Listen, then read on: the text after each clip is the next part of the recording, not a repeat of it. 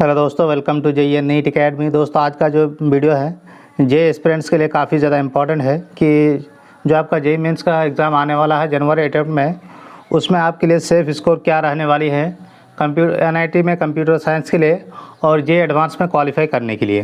तो आज के इस वीडियो में हम लोग यही बात करेंगे कि JEE मेंस 2025 का सेफ स्कोर क्या रहने वाला है आपको NIT के लिए और आपका JEE एडवांस क्वालिफिकेशन के लिए।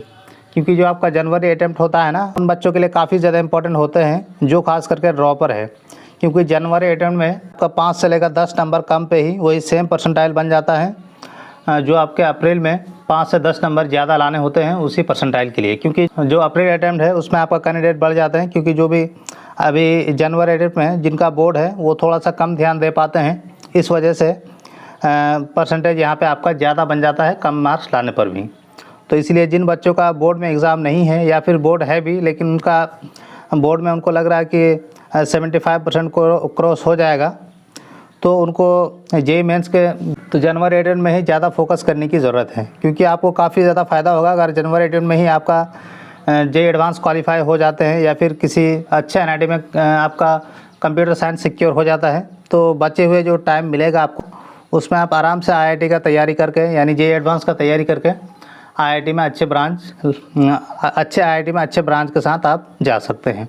तो इसीलिए जनवरी अटेम्प्ट जो है काफ़ी ज़्यादा इम्पोर्टेंट हो जाता है सभी JEE एस्पिरेंट्स के लिए। तो आज के इस वीडियो में हम लोग यही बात करेंगे कि JEE मेंस 2025 का सेफ स्कोर क्या रहने वाला है जनवरी अटेम्प्ट के लिए।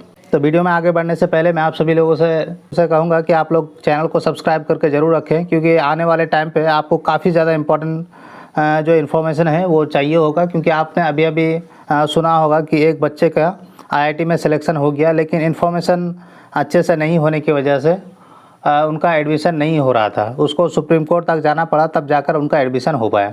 तो सभी स्टूडेंट तो सुप्रीम कोर्ट तक नहीं पहुंच सकते हैं, इसीलिए आप चैनल को सब्सक्राइब करके ज़रूर रखें ताकि इस तरह की कोई नौबत ही ना आए कि आपको सुप्रीम कोर्ट या किसी भी कोर्ट तक जाना पड़े। तो चलिए हम लोग वीडियो में आगे बढ़ते हैं। तो अगर हम लोग बात करें कि JEE मेंस 2025 में आपको किन चीज़ों पे फोकस करना चाहिए, तो सबसे पहला चीज़ तो आपका पहला टारगेट ये होना चाहिए कि आपका JEE एडवांस क्वालिफाई हो जाए। और आपका जो दूसरा टारगेट होना चाहिए वो आपका NIT में आपको कंप्यूटर साइंस मिल जाए। तो अगर ये दो चीज़ें आप जनवरी अटेम्प्ट में कर लेते हैं तो श्योर है कि आप IIT में भी पहुंच जाएंगे, वो भी अच्छे ब्रांच के साथ। तो चलिए हम लोग देखते हैं कि JEE एडवांस क्वालिफिकेशन के लिए आपको कितने मार्क्स लाने पड़ेंगे और NIT में कंप्यूटर साइंस के लिए आपको कितने मार्क्स लाने होंगे। तो ये आपका JEE एडवांस का कट ऑफ है। आप देख सकते हैं कि आपको कैटेगरी वाइज JEE एडवांस का क्या कट ऑफ रहने वाली है कि आपको मिनिमम कितने परसेंटाइल लाने होंगे जिससे आपका JEE एडवांस क्लियर हो जाए। तो अगर हम लोग जनरल कैटेगरी की बात करें तो 2023 में आप देख सकते हैं कि 90% कट ऑफ गया था, 90 परसेंटाइल। 2024 की बात करें तो 93 परसेंटाइल कट ऑफ गया था और 2025 में आपका जो परसेंटाइल है वो 95 हो जाने वाली है। अब ये आपके मन में डाउट होगा कि आखिर परसेंटाइल क्यों बढ़ती चली जा रही है। तो इसका सबसे मेन रीज़न ये है कि कैंडिडेट हर साल बढ़ता चला जा रहा है।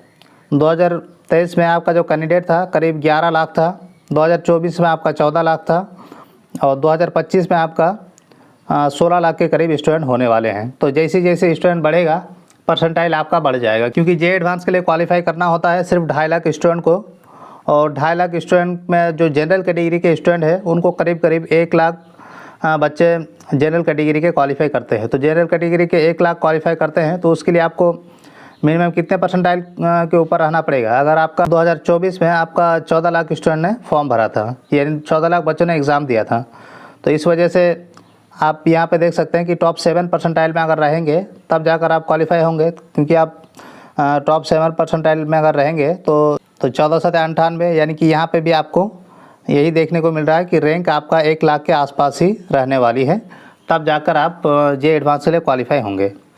तो उसी तरह से अगर EWS की बात करें तो 83 परसेंटाइल रहने वाली है और 2024 में आपका 81 रहा था OBCN से। अगर EWS की बात करें तो EWS का जो 2023 में कट ऑफ रहा था वो 75% रहा था, 2024 में 81 रहा था और 2023 में आपका 83 परसेंटाइल रहने की चांस है। OBC NCL वालों की बात करें तो 73 परसेंटाइल 2023 में रहा था, 79 परसेंटाइल आपका 24 में रहा था और इस साल आपका 82 परसेंटाइल रहेगी। अगर हम लोग SC कैटेगरी की बात करें तो 51% 2023 में रहा था, 60% आपका 24 में रहा था और 63 परसेंटाइल इस बार आपका 2025 में रहने वाली है। अगर ST कैटेगरी की बात करें तो 37% आपका 23 में रहा था, 46% आपका 24 में रहा था और इस साल आपका करीब 50 परसेंटाइल रहने वाली है आपका जे एडवांस का कट ऑफ ST कैटेगरी के कैंडिडेट के लिए। अब अगर हम लोग बात करें कि टीयर 1 में कंप्यूटर साइंस के लिए क्या कट ऑफ रहने वाली है, तो कंप्यूटर साइंस के लिए आपको, अगर आप टीयर 1 के NIT में कंप्यूटर साइंस लेना चाहते हैं तो मिनिमम आप 99.6 परसेंटाइल आपको चाहिए होगा। तो अगर हम लोग मार्क्स की बात करें तो 210 से लेकर 235 मार्क्स आपको लाने होंगे, तब जाकर आपको NIT में कंप्यूटर साइंस मिल जाएगा। अगर ओवरऑल कट ऑफ की बात करें कि आप NIT में घुस जाएँ, उसके लिए आपको मिनिमम 160 मार्क्स से लेकर 160 से लेकर आपको 170 मार्क्स लाने होंगे इस साल 2025 में, तब जाकर आपको NIT मिल जाएगा। तो आई होप कि आप लोगों को समझ में आ गया होगा कि कंप्यूटर साइंस के लिए यानी कि 99 परसेंटाइल लाने के लिए आपको 210 से लेकर 235 मार्क्स लाने होंगे। यानी कि अगर आपका पेपर टफ रहा तो 210 मार्क्स, अगर आपका पेपर ईजी रहा तो 235 मार्क्स। तो आपको ये एग्ज़ाम हॉल में तो पता नहीं चलेगा कि आपका पेपर ईजी है या फिर टफ़ है। तो आपको हमेशा टारगेट रखना है कि कम से कम आपका 240 मार्क्स आने चाहिए। लेकिन ऐसा नहीं है कि आप अगर वहाँ पर 240 मार्क्स नहीं पहुँच पा रहे हैं तो आप तुक्का मारना स्टार्ट करेंगे। तुक्का मारना स्टार्ट नहीं करेंगे, अगर नहीं बन रहा है तो आपका हो सकता है कि पेपर टफ हो और आपका 210 मार्क्स में भी 99 परसेंटाइल आ जाए। तो इसीलिए तुक्का आपको बिल्कुल भी नहीं मारना है। अब हम लोग बात करते हैं कि NIT के लिए आपका क्या कट ऑफ रहने वाली है टीयर 1, टीयर 2 और टीयर 3 के NIT में। तो ओपन कैटेगरी के स्टूडेंट के लिए 95.4 परसेंटाइल पे NIT में आपका एडमिशन हो जाता है। और करीब मार्क्स की बात करें तो 175 मार्क्स आपको चाहिए होगा टीयर 1 के NIT में घुसने के लिए। टीयर 2 NIT की बात करें तो टीयर 2 में आपको 94.9 परसेंटाइल की रिक्वायर्ड होगी और मिनिमम मार्क्स की बात करें तो 155 के करीब आपको मार्क्स चाहिए होगा टीयर 2 के NIT में पहुंचने के लिए।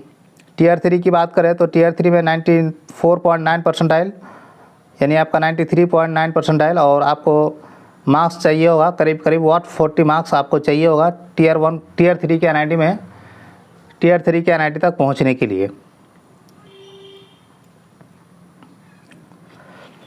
अब अगर हम लोग कंप्यूटर साइंस की बात करें कि टीयर 1, टीयर 2 और टीयर 3 में कंप्यूटर साइंस के लिए आपको मिनिमम कितने मार्क्स लाने होंगे। टीयर 1 में 99.4 परसेंटाइल की रिक्वायर्ड होगी और मार्क्स की बात करें तो 220 से लेकर 240 मार्क्स की रिक्वायर्ड होगी आपको टीयर 1 के NIT में कंप्यूटर साइंस के लिए। टीयर 2 की बात करें तो 97.5 परसेंटाइल तक आपको टीयर 2 के NIT में कंप्यूटर साइंस मिल जाता है और मार्क्स की बात करें तो आपको 200 से लेकर 220 मार्क्स की रिक्वायर्ड होगी आपको टीयर 2 NIT में कंप्यूटर साइंस के लिए। टीयर 3 की बात करें तो टीयर 3 में 96.9 परसेंटाइल की रिक्वायर्ड होगी और मार्क्स की बात करें तो करीब आपको 165 से लेकर 200 मार्क्स आपको चाहिए होगा टीयर 3 के NIT में कंप्यूटर साइंस के लिए।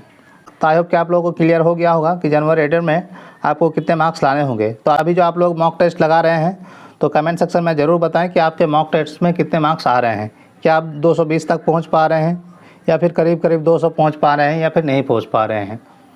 तो इससे आपको पता चल गया होगा कि आपको कितने मार्क्स चाहिए होगा अगर आप टीयर 1 के NIT में कंप्यूटर साइंस लेना चाहते हैं, टीयर 2 में लेना चाहते हैं या फिर टीयर 3 में लेना चाहते हैं। तो आई होप कि आप लोगों को वीडियो पसंद आया है। अगर वीडियो पसंद आया है तो वीडियो को लाइक और चैनल को सब्सक्राइब जरूर से करें ताकि इसी तरह की इंपॉर्टेंट इन्फॉर्मेशन आप लोगों को मिलती रहे। Thank you so much for watching this video.